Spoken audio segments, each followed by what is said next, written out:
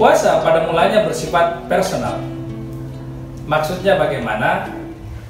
Anda tidak bisa mengetahui ibadah seseorang apakah dia benar-benar berpuasa atau tidak. Berbeda dengan sholat, ibadah haji, zakat yang bisa dilihat langsung oleh semua orang hanya sepintas saja. Anda tidak bisa meyakinkan orang bahwa hanya karena misalnya Anda mata merah, tenggorokan kering, sariawan, bibir pecah-pecah, berarti Anda adalah orang yang berpuasa. Sama sekali tidak begitu. Barangkali dia panas dalam.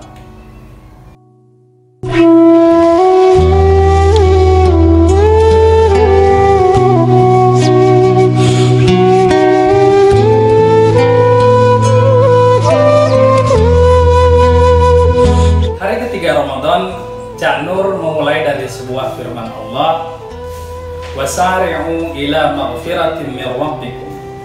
Dan bersegeralah kamu kepada ampunan dari Tuhanmu, wa jannatin 'arduhas samawati wal ardh u'iddat lil muttaqin. Dan kepada surga yang luasnya seluas langit dan bumi yang disediakan untuk orang-orang yang bertakwa. Kesinambungan antara ayat ini dengan ayat yang mewajibkan puasa tentu pada persoalan takwa. Ayat ini mengajak manusia untuk segera bertobat kepada Allah karena kecenderungan manusia untuk banyak melakukan dosa dan kesalahan. Ini pula kenapa menurut Cak Nur ayat-ayat yang diturunkan Allah itu lebih banyak dalam bentuk larangan. Ayat ini bukan hanya menggambarkan ajakan, tetapi juga sedikit masih bersambung dengan pertemuan pertama yang mengingatkan tentang keserakahan manusia, bahwa manusia sedemikian serakahnya sehingga ia tidak tertarik pada surga Allah yang luasnya lebih daripada langit dan bumi. Manusia adalah orang yang bergesa-gesa karena tidak mampu menahan diri. Karena itu, di bulan Ramadan sekali lagi ia mengingatkan manusia untuk bisa menahan diri. Puasa pada mulanya bersifat personal. Maksudnya bagaimana?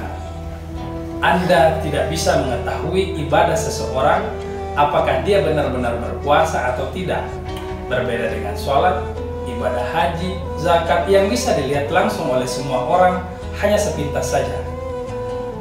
Anda tidak bisa meyakinkan orang bahwa hanya karena misalnya Anda mata merah, tenggorokan kering, sariawan, bibir pecah-pecah, berarti Anda adalah orang yang berpuasa. Sama sekali tidak begitu. Barangkali dia panas dalam.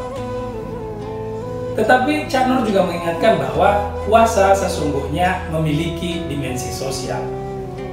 Itu sebabnya kenapa Rasulullah SAW mengingatkan, yang dikutip Cak Nur, siapa yang tidak meninggalkan perkataan kotor dan tetap melakukannya, maka tidak ada gunanya baginya meninggalkan makan dan minum.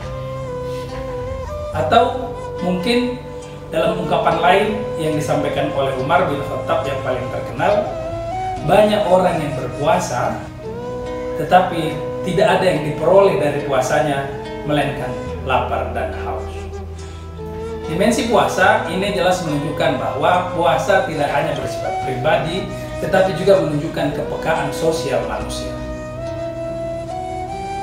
Nurholis Majid lebih jauh mengeksplorasi bahwa ketika hanya terkait dengan yang sifatnya pribadi, mungkin bisa dipahami bahwa persoalan manusia di dalam puasa dilarang untuk makan, minum, dan berhubungan seks.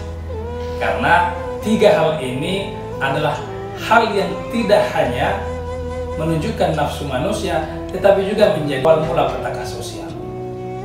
Lebih lanjut, Cak Nur mengungkapkan bahwa jika diperhatikan, dalam surah yang sama, setelah ayat yang membahas tentang persoalan kewajiban berpuasa, yang dibahas di situ selanjutnya adalah tentang harta. Dalam Al-Baqarah ayat 188, di situ dikatakan, "Wala ta'kulu amwalakum bainakum bil batil," dan janganlah kamu makan harta di antara kamu dengan jalan yang batil. "Wa tudlu biha ilal hukam," dan janganlah kamu menyuap dengan harta itu kepada para hakim. "Litakulu fariqam min amwalin nasi bil ithmi," dengan maksud agar kamu dapat memakan sebagian harta orang lain itu dengan jalan dosa, wa antum ta'lamun, padahal kamu mengetahui. Islam memang mengakui kepemilikan seseorang. Artinya di dalam Islam orang tidak dilarang untuk memiliki harta. Tetapi juga bukan berarti Islam sama seperti kapitalisme yang menghalalkan seseorang yang memiliki harta untuk melakukan apapun kepada hartanya. Anda punya uang banyak, lalu Anda ingin pamer, bakar-bakar uang dan segala macam, itu sama sekali tidak dibenarkan dalam Islam. Sebab kenapa? Kepemilikan dalam Islam, harta termasuk diantaranya dalam Islam, pada dasarnya adalah sebagai pinjaman dari Allah. Dalam Quran di sini dijelaskan, Cak Nur, aminu billahi wa rasulihi, berimanlah kamu kepada Allah dan Rasulnya. Wa amfiku mimma ja'alakum mustakhlafina fihi, dan nafkahkanlah sebagian harta yang telah dijadikan kamu menguasainya. Falladzina amanu minkum, maka orang-orang yang beriman di antara kamu, wa anfaqu lahum ajrun kabira, dan nafkahkanlah sebagian memperoleh pahala yang besar.